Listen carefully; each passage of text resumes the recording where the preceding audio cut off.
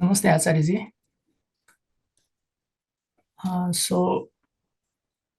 My question is around this rebirth and reincarnation, and around this science of reincarnation. I have heard about this through my colleague, and he was talking about this the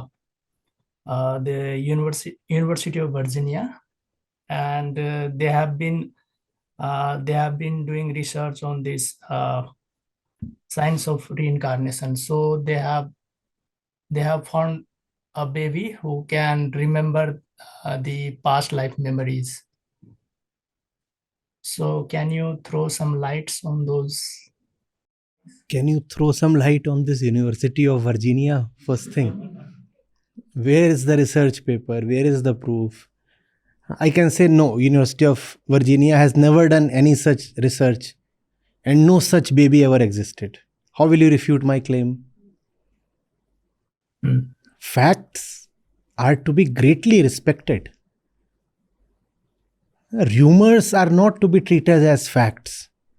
Anybody can create anything from imagination and float it around. That is not to be quoted as a fact. If it's a university, then the research paper would most probably be public. Had it not been public, the news won't have reached you. Where is the. And do we even understand the implications? Were such a paper to be published ever? Please understand what it would do to the entire field of identity.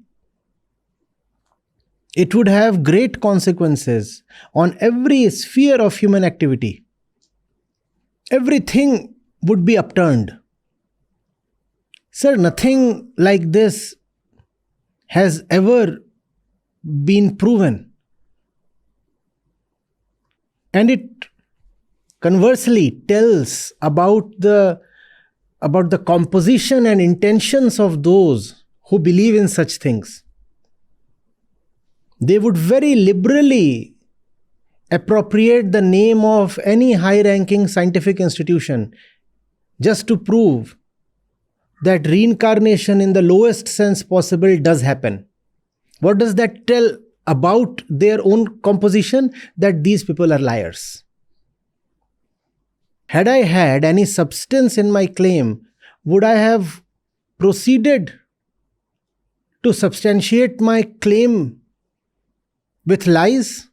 University of Virginia.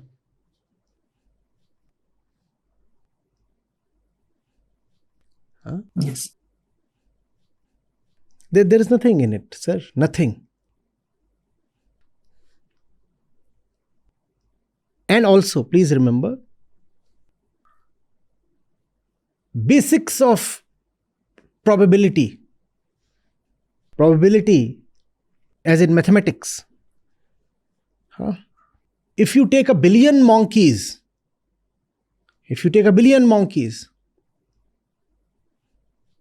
and just give them keypads, one of them will be able to type something meaningful. It has been said that if you take enough monkeys and give them pens, one of them would surely be able to write down all the works of Shakespeare. That is just probability. You only have to have sufficient number of monkeys, and that will happen. So if you look at the 800 crore people who are alive and the numbers that have been deceased, just randomly, just by way of probability, if you go to all these people who were kids once and ask them to utter something about their previous life, a few people would end up saying something meaningful. That does not mean that there is something in it. That is just the law of randomness. Yes. Okay. What's there on this table next to me? Please tell me. I can't see. Okay, try. No, I cannot. But if I ask you to just try, Yes. what would you say? A wall, maybe? Okay. Now, if I give you infinite number of tries, will you not succeed in giving the correct answer at least once? Yes. That is called probability. That is called probability. Given an infinite number of attempts, anything is possible. Anything is possible. So, if you take all the kids who are born and ask them, please tell us something about your previous birth, one or two of them will end up saying something meaningful. That proves nothing. In fact, that only proves that mathematics is great.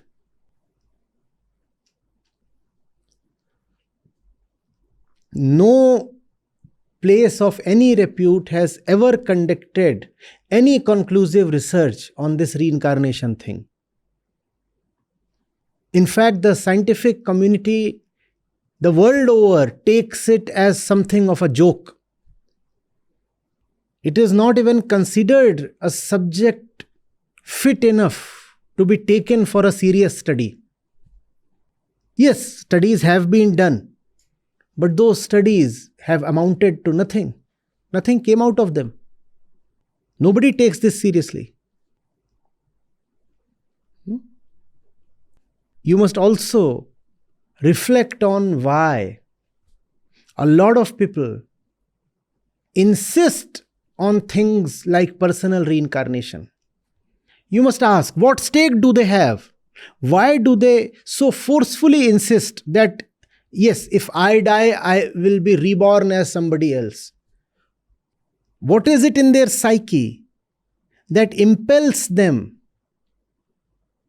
to believe in, to aggressively believe in the concept of reincarnation? The answer will be very interesting. When you are living an unfulfilled life, then the concept of reincarnation comes as a savior. However, it is also the same concept that prevents you from bringing richness and meaning and joy to this one life that you have. You are told, I have so many lives, and the other lives, the subsequent lives will probably be better. If you are in turmoil, in bondage currently, then you are saved from challenging your fears and your bondages with the greatest ferocity. How? You say, I somehow deserve my sorry state. I must have done something in my past lives to deserve the pain that I have now. So there is no need to fight against my suffering and my bondage, because I anyway deserve it. It is my karma.